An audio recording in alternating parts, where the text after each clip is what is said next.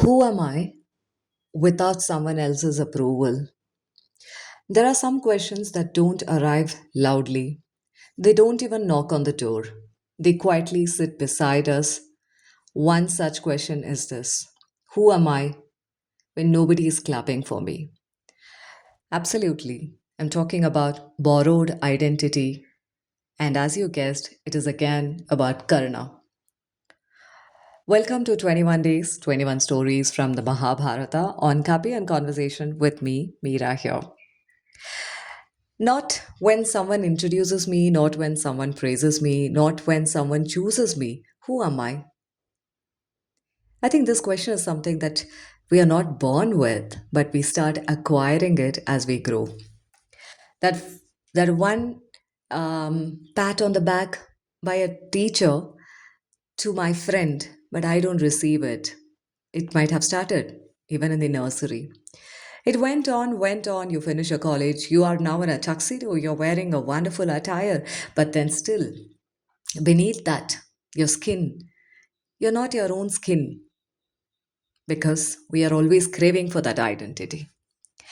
Today, we continue our journey through Mahabharata, not to understand Karna alone, but perhaps to understand a little more about ourselves. The story, when we first meet Karna, we don't meet a weak man, we meet someone gifted, a remarkable archer, determined, disciplined, courageous. Yet before anyone notices his skill, they notice something else. They talk about his birth, his identity. From where is he coming from? Who are his parents? Questions were asked again and again and again, not about what he can do, but about where he comes from. The room becomes smaller to him, even if it's a palace.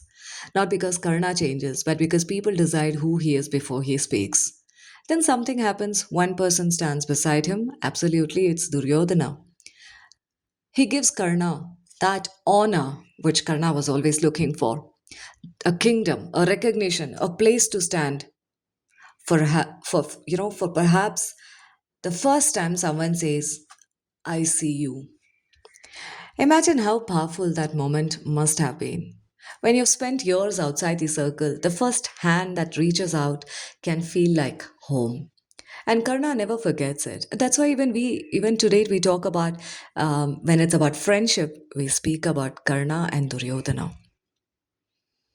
Years pass, many opportunities arrive, many difficulties, you know, he keeps facing. But one relationship continues to shape almost every decision he makes.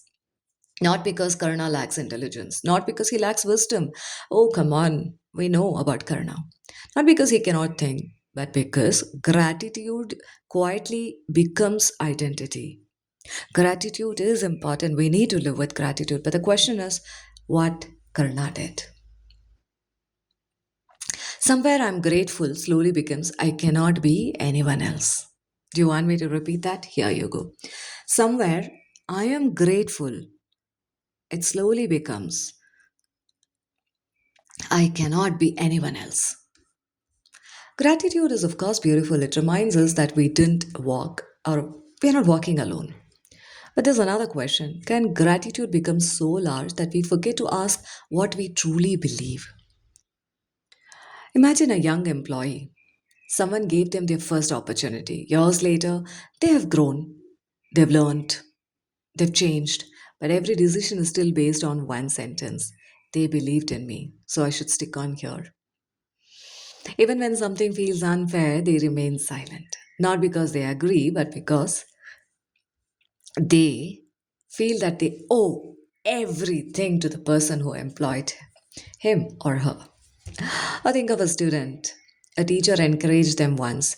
Years later, they are still choosing a career not because they love it, but because they don't want to disappoint the person who believed in them. Someone enters your life during your hardest time. They help you stand again. Years later, you continue saying yes to those things your heart has already started saying no to. Not because you're afraid, but because you are grateful. Notice something. The relationship itself isn't the problem. The question is, at what point did appreciation become permission? Absolutely. I am definitely going to say this again. The question to me and to you, at what point did appreciation actually become a permission? A permission, a participation certificate, right? Permission for someone else and to define who we are. Here's something I've often wondered. Yes, let me clear my throat. Imagine borrowing a sweater from a friend on a rainy day or on a winter day. Yeah, sorry.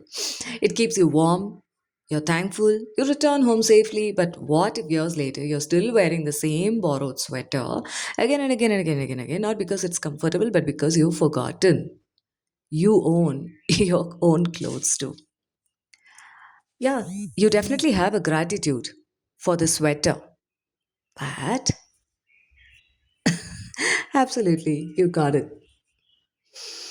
Approval sometimes behaves like that it protects us until one day it quietly becomes our wardrobe.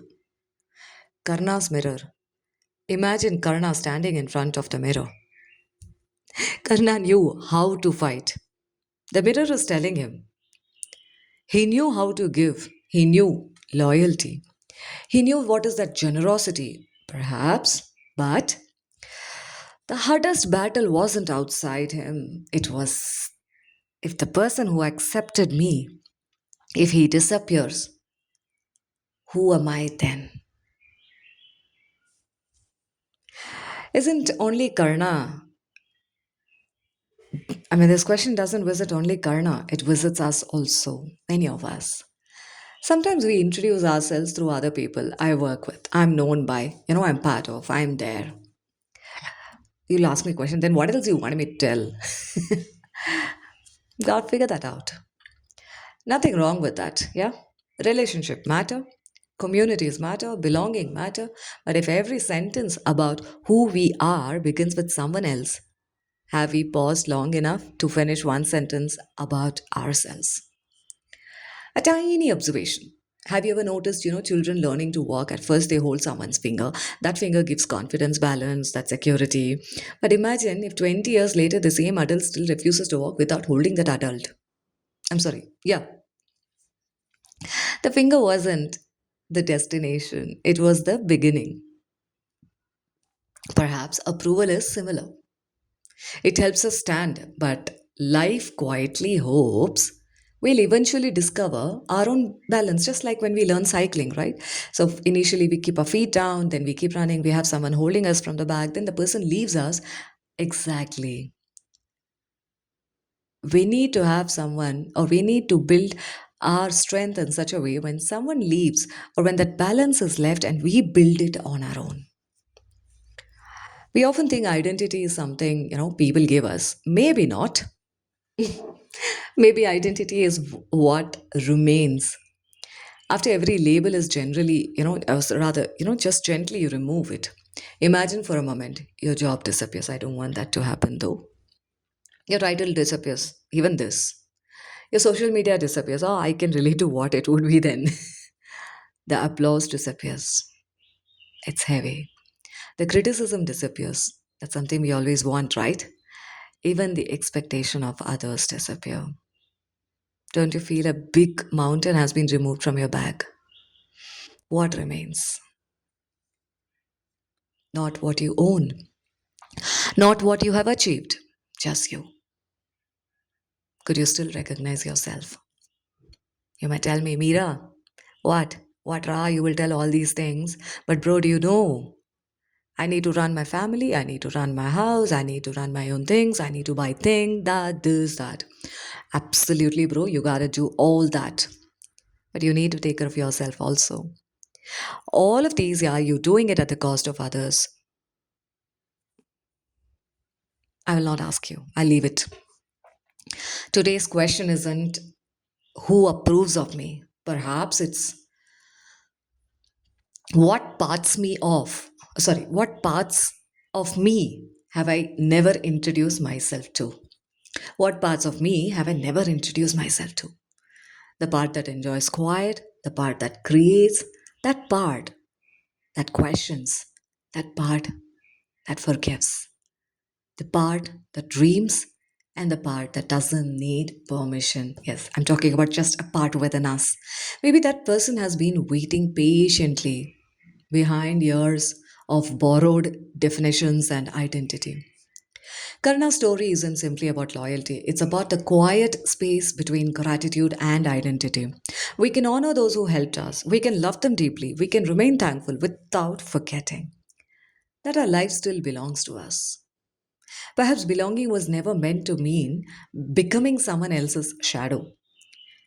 Belonging was always meant to help us discover our own light. We are just running behind someone else's shadow, missing out the light which is within us. So before we finish today's coffee and my favorite Kaapi, I would like to leave you with one gentle question. If nobody told you who you should be, who would you become? Maybe the answer won't arrive today, but the seed needs to be sowed. Either way, it is a conversation worth beginning. Thank you for joining me on 21 Days, 21 Stories from the Mahabharata. Until tomorrow or until next episode, continue looking beyond reactions through storytelling because sometimes the longest journey we ever make is the one from borrowed identity to our own. What if you've spent your whole life becoming the person someone else needed and forgot to discover who you are? I leave you with this question and we'll catch up in the next episode. See you. This is Meera from Mayaakatha signing off here on Kaapi and Conversation. See you.